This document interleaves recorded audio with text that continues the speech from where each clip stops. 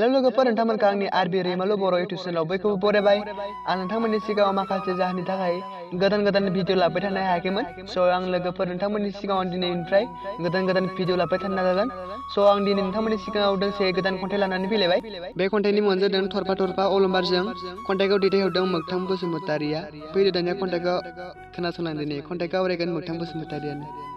थरफा थरफा अलंबारजों थरफा थरफा अलंबारजों जोंनो हारिनि इयुन जोलैनिजों बिमा बिफानि सिमां मिजिंनिजों सोलोंथाइयानो जोंनि जिउ सोरांनि लामा।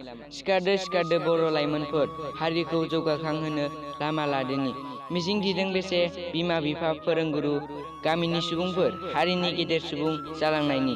लेखाखौ नासयोब्ला जानांगोन दुखु खस्थ' जानांगोन गुबुन हारिनि सिं जाना। फैदो फै जों खौसेयै आगान सुरलांदोनि जों गिया जों उनफिनना थाया। नाङा जोंनो रां रुफा धोन दौलत नाङा जोंनो दावराव दावसि। नांगौ जोंनो अनलायनाय खौसे जानाय गोजोनै आलो गोजोनै संसार मोनजानाय। थांनानै थाथों जोंनि बर' हारिया जुगे जुगे सिबिबाय थानो मोनथों जोंनि बाथौ धोरोमखौ। जोंनो इयुन जोलैनिजों आगान सुरलांगोन जों खौसेयै थरफा थरफा अलंबारजों इयुन जोलैनि। गोजोन्थों।